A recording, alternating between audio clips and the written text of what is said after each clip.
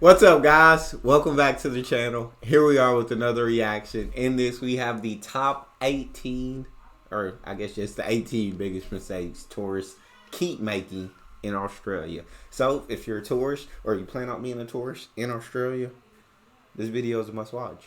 Before we dive in, if you guys happen to enjoy, please don't forget to smash subscribe, give the video a thumbs up, and let's get straight to it. If it's your first time coming to Australia, whether it is to visit or to live here, and are feeling excited but at the same time a bit nervous about your trip, don't worry, because in this video we're going to talk about common mistakes people make during their trip to Australia, so you don't make them yourself and have the best trip of your lifetime. So if you're interested, keep watching. One of the biggest mistakes people make when they come to Australia is that they only visit Sydney. And while this is a beautiful city and a must-see destination for sure, the reality is that there's much more to Australia than Sydney. From the natural beauty of the Great Barrier Reef, Uluru and parts of Western Australia, to the cultural experiences of Melbourne and Tasmania. So if you're coming all the way to Australia and you've allocated enough time for your trip, I highly recommend considering taking advantage of budget airlines or road trips to explore different cities and regions. This way you'll gain a deeper appreciation of this beautiful country. Absolutely gorgeous. Now, having said that, having unrealistic itineraries and not allocating enough days to explore is another mistake many people make when coming to Australia, because they don't realize that this is a huge country and that distances between cities can be very long. So I highly recommend prioritizing your must-see destinations and activities to make sure you have plenty of time to fully experience each place, and allocating a minimum of 2 weeks for your trip. Shorter than that and you'll barely have time to recover from jet lag. Oh. Another pretty big mistake many people make when coming to Australia for a visit or to live here is that they drive without the proper documentation. If you're planning to drive here in Australia, you must bring your overseas driver's license, which should be in English, because if you don't have a valid license or if it's not translated into English, you can get in a lot of trouble, legal trouble. And this is also a requirement if you want to hire a car. So make sure you have your driver's license ready for your trip. And also remember that here in Australia, we drive on the left side of the road. This is super important to know and keep in mind, and I've mentioned it in other videos, but the reality is that accidents do happen, so please remember this. So when you say overseas driver license, does that just mean like my driver's license in the US, just bring my regular driver's license, it would work in Australia? Is that what she meant, or is there like a special license that you gotta go get? Y'all talk to me. I have heard, you can't just visit Sydney, right? Sydney is beautiful. Sydney is amazing. Sydney, the Opera House, come on, you got to go see it. And even though you got to go see all that stuff in Sydney, there's so much more beauty to Australia that you have to check out. And then allocate yourself enough time, right? 2 weeks minimum, to be able to see a couple of things. Now, you probably can't even see too much in 2 weeks, but you can see a couple of things and get to see some of the beauty in Australia, get to travel a little bit, get on some budget airlines, some road trips, but no unrealistic itineraries. All right, we got those. What else we got? Another big mistake that I see many international visitors make, and you're going to be surprised by this one, is that they don't declare items in Australian border security. And this is a massive mistake. So much so that Australia actually has a TV show / documentary called Border Security, where they investigate people coming into the country and the things that they're bringing in. So let me explain very quickly. Basically, when you enter Australia, arrived at the airport, you're going to have to fill in a form where you declare the items that you're bringing in your bag. And these are items that are restricted or prohibited by Australian border security regulations. For example, certain foods, plants, animal products, medications, firearms, or even proof of certain vaccines, depending on where you're coming from. And if you fail to declare these items and they grab your bag and they find them, you can get in a lot of legal trouble. So my best advice is to get familiar with Australian customs regulations before your travel to avoid any issues once you're here. Dang, okay. Another mistake some international visitors make is not observing basic social etiquette in public spaces. For example, when you are at the train station or at the shopping center, here we stand on the left side of the escalator to allow others to pass, not on the right or the middle. And this is pretty important to not disturb those who are in a hurry or going to and from work. Another basic social rule is that we also wait for people to exit before entering trains or trams. We don't push our way in. Thank please you. refrain from putting your feet on public transport seats because there are very hefty fines for doing so. They can go over 200 Australian dollars. And I've mentioned this in many other videos, but 100 it's Australian? very important to stress because I've seen it happening. People are tired after a long day of walking and I feel that. put their feet, and then the inspector comes in and you get a fine. So be sure to watch that. Now, probably many of you are watching this. All right, just watch your feet. You know, treat the subway or the metro, how your trains, how you would treat your crib. You wouldn't put your feet on the furniture. Don't put your feet on their furniture. Don't put your feet in their chairs. Simple as that. And then, okay, declaring items. So any items that you have to declare all your items. Like we talking like clothes, every single thing inside of your bag has to be declared, or just like the foods and stuff like that. Y'all talk to me in the comment section. Has to be all the items, or I guess it'd be safer to declare every single thing that's in your bag, but or just certain things you have to declare. You have to declare it all. I'm thinking that all these things are common sense and basic good manners, but the reality is that we all come from different cultures, backgrounds, so it is not the same in all countries. True. Another Social mistake many tourists make when they come to Australia, especially for a visit, is that they leave a tip for absolutely everything. And the reality is that here in Australia, we don't have a tipping culture. This is because hospitality workers here receive a living wage, so tipping is considered optional and is generally only done if you think that you've received exceptional service. But again, this is a discretionary practice, not mandatory. It's up to you. Now, the next mistake many people make when they come to Australia is disturbing wildlife, such as attempting to touch or feed kangaroos or other wild animals. This is a huge mistake and something that you shouldn't be doing because it can be dangerous for both the animal and yourself. Wild animals can actually become very aggressive when you get too close, and feeding them can also disrupt their natural behaviors and diet. So my best advice is to admire them from a safe distance and refrain from attempting to interact with them.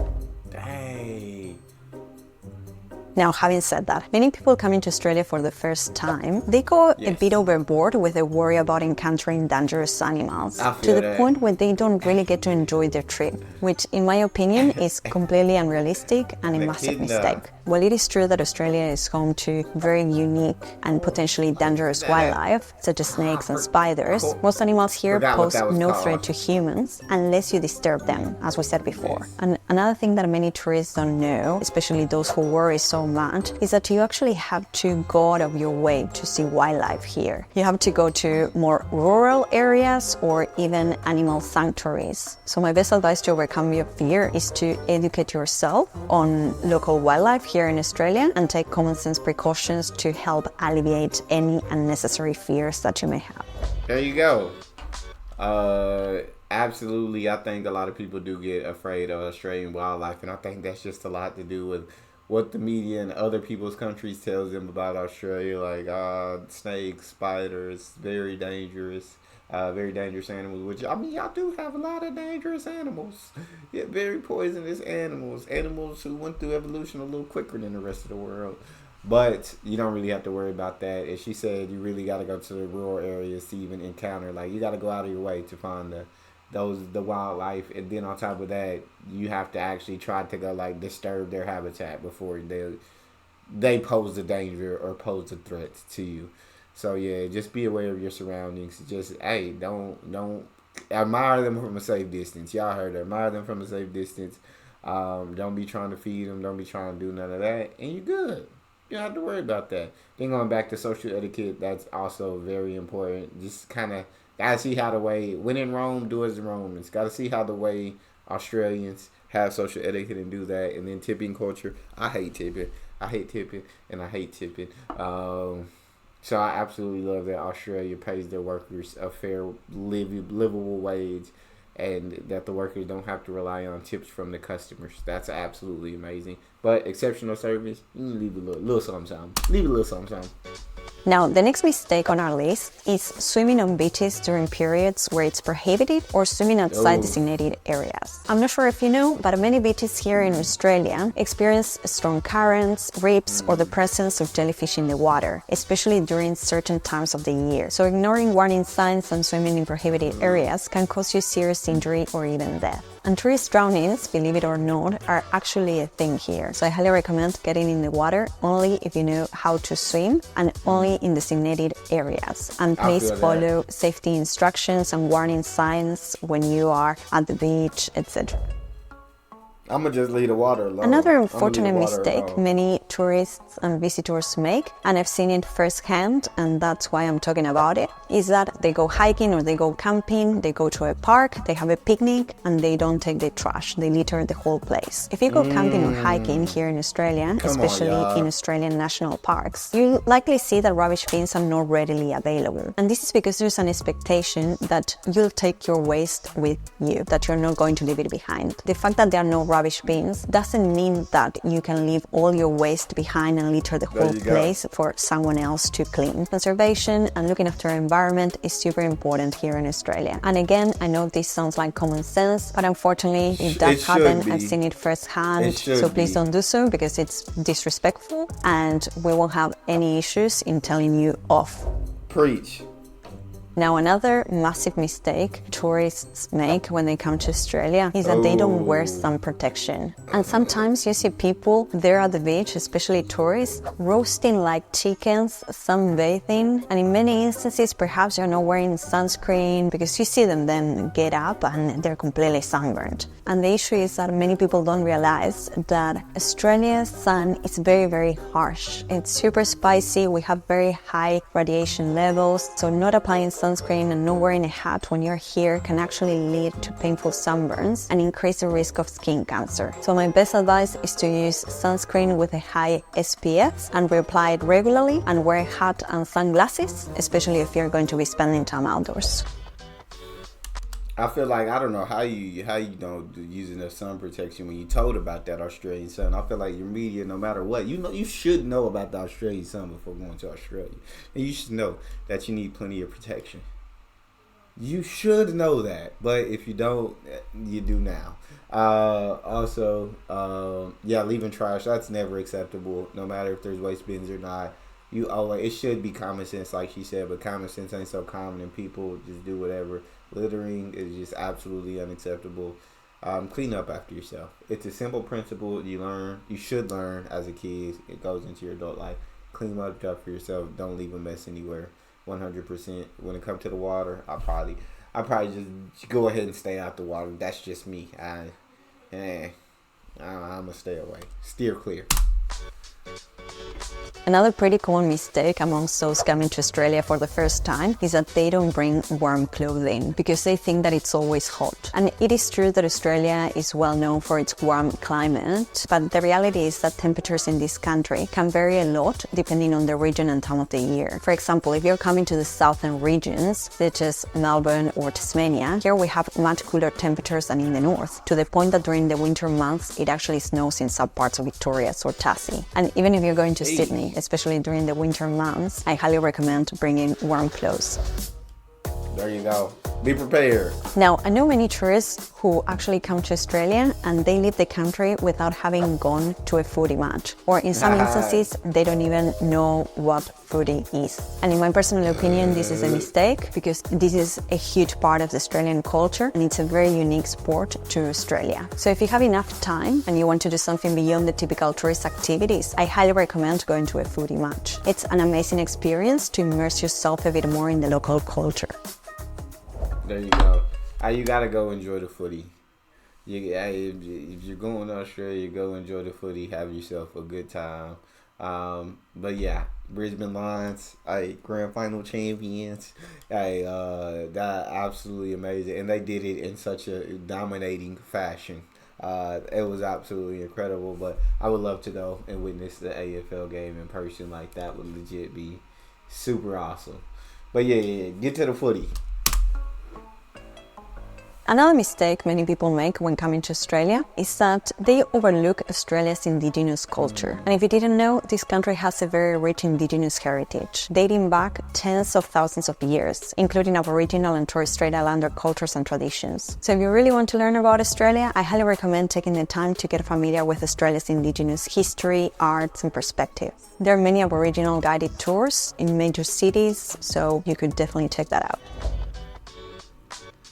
Now, something that many people coming to Australia don't know is that Australia is a super multicultural nation, which is reflected in its diverse culinary scene, from fresh seafood and the popular Australian barbecue and meat pies to multicultural dishes influenced by Asian, European, and Indigenous cultures. So once you're here, instead of limiting yourself to eating what you usually eat at home, I encourage you to get out of your comfort zone and go and explore and try all the different foods from different countries that Australia has to offer. You'll find lots of amazing flavors and very, very high quality ingredients. Now, speaking of the Australian food scene, another big mistake many international visitors make when they come to Australia is that they get their coffees from places like Starbucks, which they're alright, but the issue is that you can get that coffee anywhere. I didn't even think, I thought Australians kicked Starbucks to the curb. I seen in the video, I thought they said, nah, Starbucks, you're not welcome here. Your coffee is not up to the standard of Australian coffee. We got the greatest coffee culture on earth. We got the best coffee in the world. And so y'all ain't welcome here. You got to go. Yeah. And so I'm shocked that it's even there. But yeah, I feel like you're in Australia, understand. Get to immerse yourself in different cultures, or get to learn about different cultures at least. I think that's always awesome. And that's a big reason for traveling, right? It's one of the big reasons, getting to learn about a completely different culture than you're used to. Getting to eat different foods than you're used to. So try yourself some authentic Australian cuisine, or whatever Australia does best. Try that if you haven't before. In the world, and they don't go to authentic Australian cafes, because if you didn't know, Australia is actually renowned for its high quality coffee culture. So next time you come for a visit, don't forget to try the amazing Australian coffee. My favorites are the flat white and mocha. Another mistake is not knowing restaurants' opening hours. If you're from countries like Spain, Italy, or South American countries, it's very likely that you're used to eating very late at night, between 8:30 to 11 p.m. Well, this is not the case in Australia. So don't make the mistake of expecting that restaurants will be open at 10 p.m. for you to eat, because it's very likely they won't. Most restaurants here in Australia open at 5:30, 6 p.m. and the kitchen closes between 8 and 9 p.m. maximum. There you go. We have early dinners here, so make sure you consider this when you're making your plans for eating out. Yeah, yesterday I ate dinner at like 5:30 p.m. Crazy.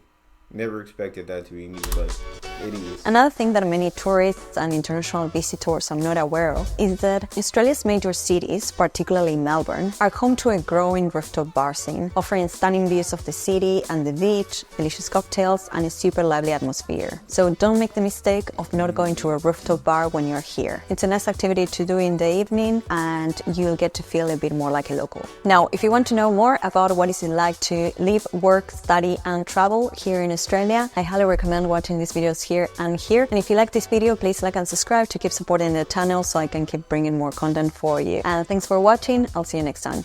Bye.